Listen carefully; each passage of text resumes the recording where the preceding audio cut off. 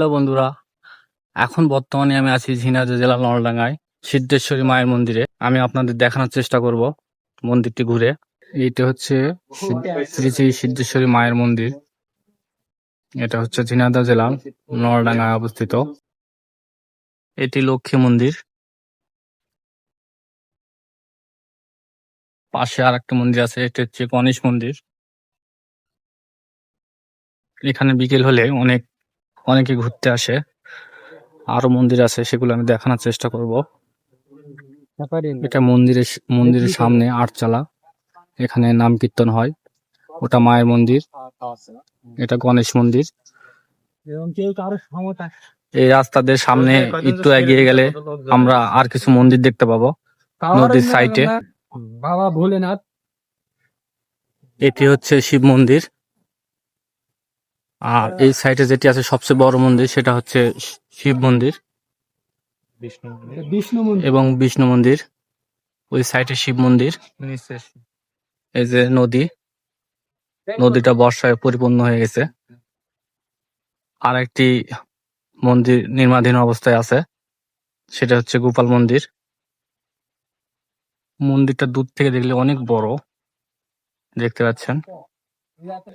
আমি এখন মামাতো ভাইয়ের কাছে জিজ্ঞাসা করি, ভাই বলো মন্দির সম্পর্কে কিছু আমাদের বলো। এখানে তোমার আসলে কেমন ফিল হয় এবং তুমি কতবার আইছো বলো। নমস্কার, আমি কাজল মালাকার। এটা হলো ঝিনাইদহ জেলা কালীগঞ্জ থানা নলডাঙ্গা পোস্ট অফিসে বেগবতী নদীর তীরে মন্দিরটি অবস্থিত। এই মন্দিরটির নাম হলো সিদ্ধেশ্বরী মায়ের মন্দির। এই মন্দির চারিপাশে যে সকল মন্দিরগুলো আপনারা দেখতে পাচ্ছেন, এগুলো অনেক পুরাতন। নানা লোকের নানা মতামত। কেউ কেউ এগুলা ভাবে যে মাটির নিচ থেকে উঠছে, কেউ কেউ ভাবে এগুলা তৈরি করছে। আসলে এর সঠিক ইতিহাস ধরতে গেলে কেউ বলতে পারবে না। যারা বলতে পারবে তারা আজ আমাদের মাঝে নাই। তারা হয়তো ভগবান তাদেরকে তাদের কাছে নিয়ে চলে গেছে।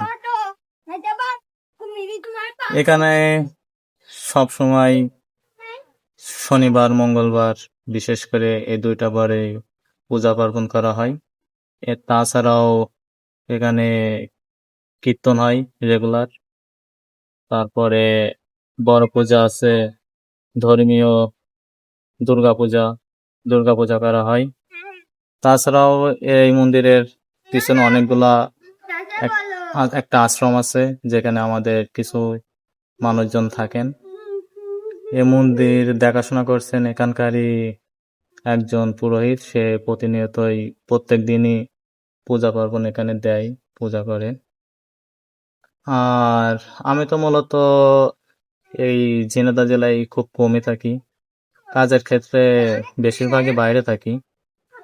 তো বাইরে থাকার কারণে মন্দিরে আসা খুব কমই হয়, কিন্তু যখনই আমি বাসায় আসি সবার আগে মন্দিরটাতে আসি। আমার সাথে আমার ছোট ভাই আছে, ওর সাথেই সবসময় আসা হয়।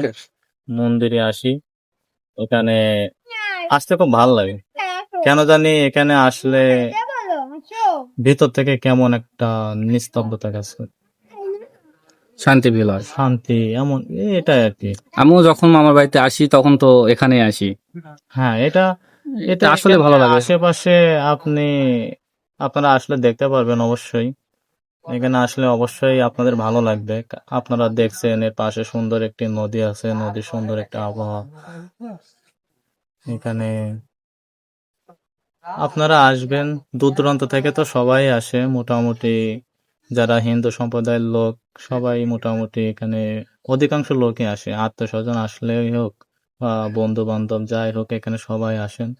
আসলে আমি বলবো যে অনেক ভালো। আপনারা 10 টাকা খরচ করে যদি এই মন্দির দর্শন করে যান, অবশ্যই আপনাদের ভালো লাগবে।